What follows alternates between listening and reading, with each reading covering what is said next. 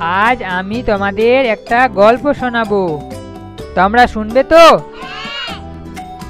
আজ যে গল্পটা তোমাদের বলবো সেই গল্পের নাম হচ্ছে কাঠুরে ও জল দেবতার গল্প। হ্যাঁ, তাহলে শুরু করি। এক সময়ের কথা, এক গরিব কাঠুরে ছিল। প্রতিদিন সে বনের গাছ কেটে জীবিকা নির্বাহ করত। কি করে? বনের গাছ কেটে, ঠিক আছে, ওইগুলো ডালগুলো বিক্রি করবে, গাছের ডালগুলো, হ্যাঁ, লকড়ি রূপে, আর সেগুলো বিক্রি করে কিছু পয়সা রোজগার হবে। ওটাই দিয়ে ও চাল ডাল সমস্ত খাবারের যাবতীয় জিনিস ও এনে রান্না করে খাবে, ঠিক আছে। আর অত্যন্ত গরিব ছিল, ঠিক আছে। ও দিন আনা দিন খাওয়া ছিল, মানে যে একদিনে আনলে যে রোজগার হবে ওই দিনই আবার ফুরিয়ে যাবে খেয়ে, এতটাই গরিব ছিল, ঠিক আছে। একদিন সকালে কাঁধে কুড়ুল নিয়ে বন থেকে কাঠ কাটতে বের হলো। কে? ওই কাঠুরেটা, গরিব কাঠুরেটা, ঠিক আছে।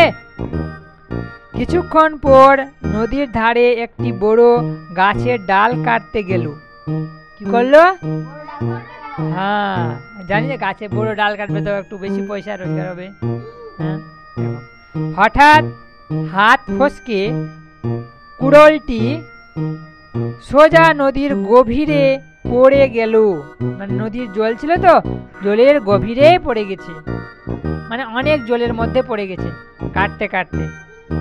হ্যাঁ, ও কোথায় গাছ কাটছিল রে? বড় ডালটা নদীর ধারে একটা বড় গাছের ডাল কাটছিল না, ঠিক আছে। কোথায় কাটছিল ডালটা? নদীর ধারে, ঠিক আছে। আর কি হলো? কুড়ুলটা কি হলো? হ্যাঁ, গভীর জলেতে পড়ে গেল, নদীর না গভীর জলে।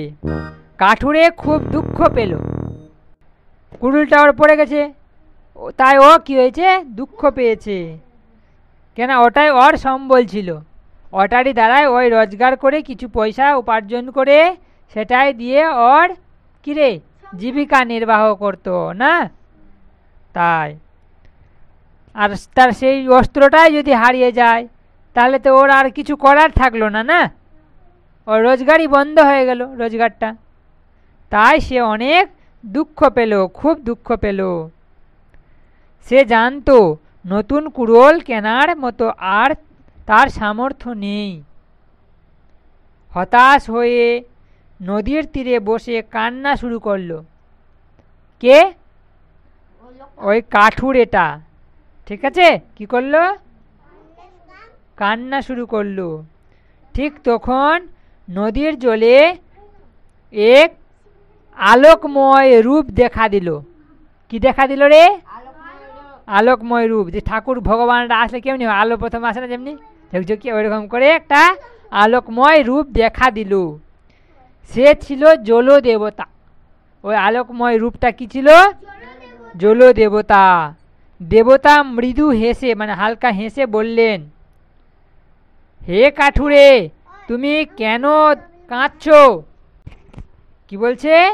হে কাঠুরে, তুমি কেন কাঁদছো? কাঠুরে সব খুলে বলল। দেবতা বললেন, তুমি চিন্তা করো না। মানে দেবতা কাঠুরা সব খুলে বললো, মানে কি বললো বলে যে ওর কুড়ুলটা হারিয়ে গেছে, হ্যাঁ, কাজ কাটতে কাটতে, হ্যাঁ, এগুলো বললো। তখন দেবতাটা বললেন, তুমি চিন্তা করো না, আমি দেখে আসছি। অমনি বলে ও জলের মধ্যে ডুব দিল। কে? জল দেবতাটা না। দেবতা নদীর তলায় গিয়ে প্রথমে একটি সোনার কুড়ুল নিয়ে এলেন। কি নিয়ে আসলো? সোনার কুড়ুল। কাঠুরে মাথা নেড়ে বলল, না, এটি আমার নয়।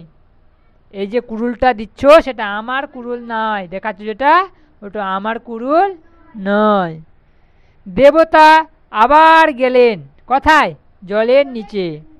হ্যাঁ, এবং এবার একটি রূপার কুড়োল নিয়ে এলেন জল থেকে, হ্যাঁ, গভীর নদীর জল থেকে। কাঠুরে তবুও বলল, না, এটিও আমার নয়। দ্বিতীয়বার যে কুড়োলটা এনেছিল রূপার কুড়োল, সেটাও বলছে, ওটাও ও যখন দেখলো না কাঠুরেটা, হ্যাঁ, তখন ওটাকে ও বলল যে এটা আমার নয়। শেষে দেবতা, ওই জলদেবতা কাঠুরের নিজের যেটা হারিয়ানো কুড়োলটা যে ছিল, লোহার কুড়োলটা, সেটা নিয়ে এলেন জল থেকে ডুবে। হ্যাঁ, কাঠুরে খুশি হয়ে গেল, হ্যাঁ, এটি আমার কুড়োল, এটাই কি হচ্ছে, আমার কুড়োল আছে। জলদেবতা তার সততায় খুব সন্তুষ্ট হলেন। মানে জলদেবতা বুঝতে পারলো যে ও একদম সৎ মানুষ আছে, না, যে নিজের কুড়োলটাকে নিজের বলেছে। সোনার কুড়োল দেখা সত্ত্বেও ওর কোনো লোভ ছিল না, নাই না, তাই জলদেবতা তার প্রতি সন্তুষ্ট হলেন। তখন জলদেবতা 3টি কুড়োলই উপহার হিসেবে কাঠুরেকে দিয়ে বললেন, সত্যবাদী মানুষ সবসময় পুরস্কৃত হয়। এরপর কাঠুরে আনন্দে ঘরে ফিরে গেল এবং সেই দিন থেকে আরও বেশি সততার সঙ্গে জীবনযাপন করতে লাগলো।